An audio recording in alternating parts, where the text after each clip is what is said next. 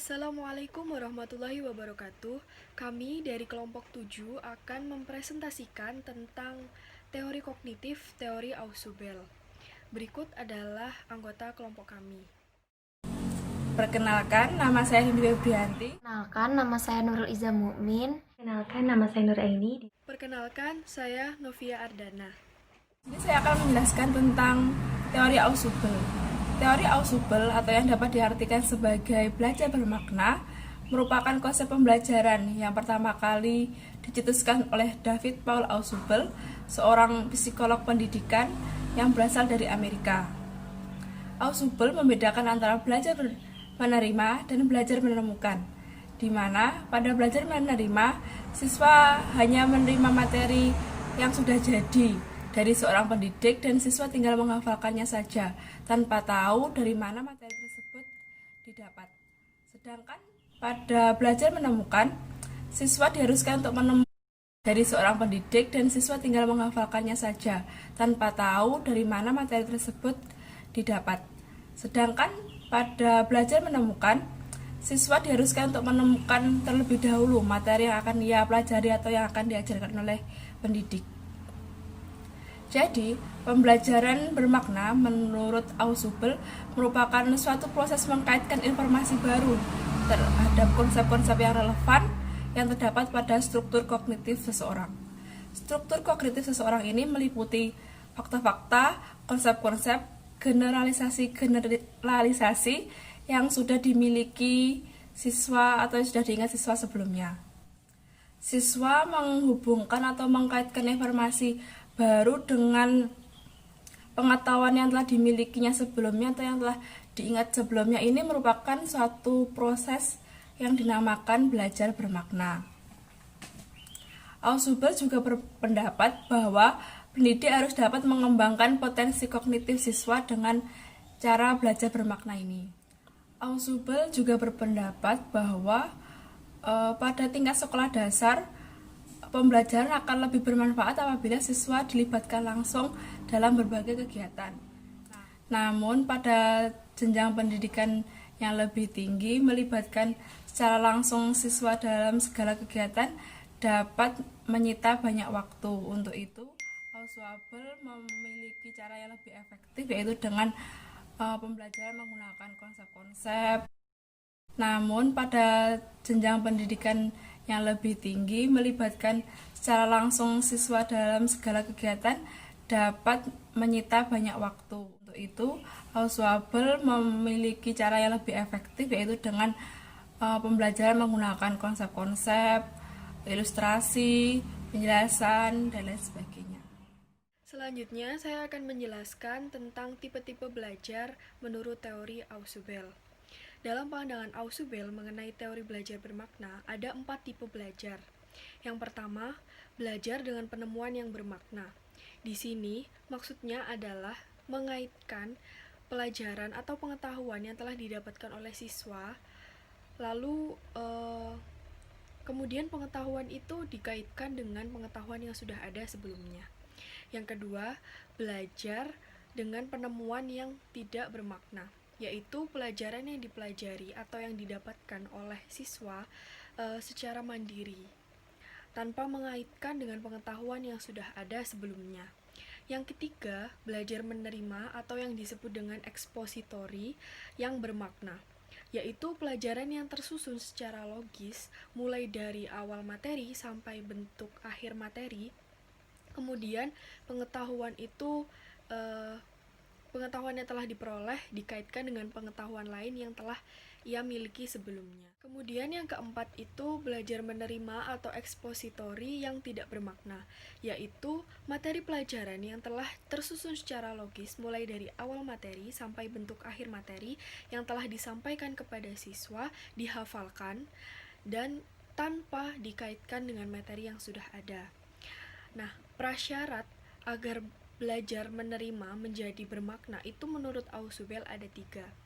Yang pertama, belajar menerima bermakna hanya akan terjadi apabila siswa memiliki strategi belajar bermakna.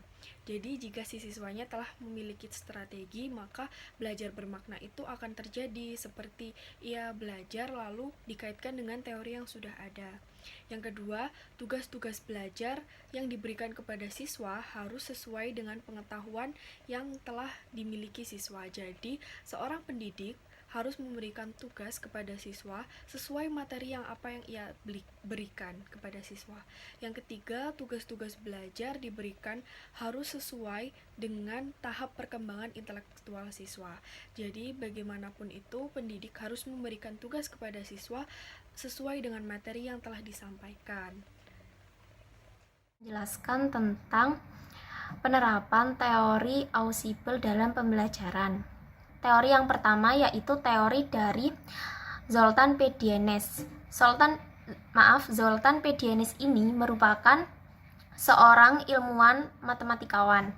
Jadi, menurut Dienes ini, konsep-konsep matematika akan berhasil jika dipelajari dengan tahap-tahap tertentu. Nah, menurut Dienes ini dapat berhasil jika melaksanakan 6 tahap. Jadi, tahap yang pertama adalah permainan bebas atau bisa disebut dengan free play. Nah, permainan bebas ini merupakan tahap belajar konsep yang aktivitasnya itu tidak berstruktur atau tidak terarah.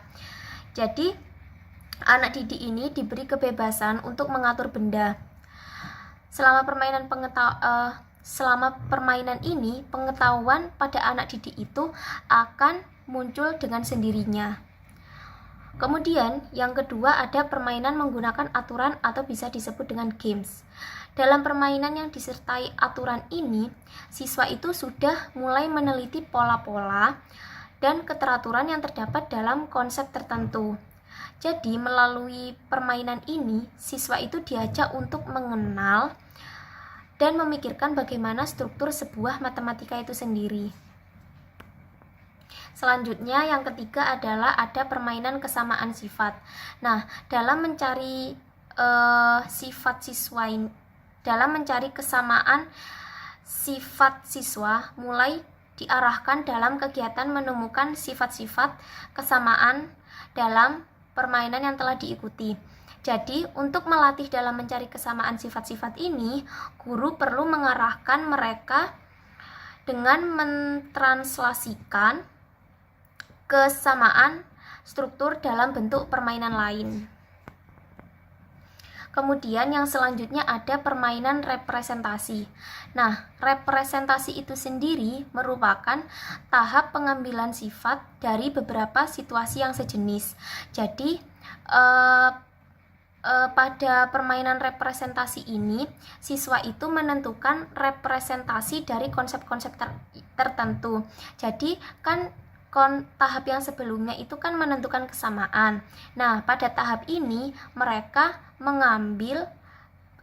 berhasil menyimpulkan kesamaan sifat yang terdapat dalam situasi yang sebelumnya itu. Kemudian tahap yang kelima ini adalah permainan dengan simbolisasi. Jadi, simbolisasi ini termasuk tahap belajar konsep yang membutuhkan kemampuan merumuskan representasi dari setiap proses-proses dengan menggunakan simbol matematika atau dengan merumuskan suatu perumusan verbal. Nah, konsep yang terakhir ini adalah permainan dengan formalisasi. Dalam tahap ini, siswa-siswa itu dituntut untuk mengurutkan sifat-sifat konsep dan kemudian merumuskan sifat-sifat baru dari konsep tersebut. Seperti itu. Kemudian teori yang kedua ada teori belajar Van Hill. Nah, teori belajar Van Hill ini dikembangkan oleh Pierre-Marie Van Hill dan juga Dina Van Hill. Sekitar tahun 1950-an, mereka merumuskan suatu pembelajaran geometri.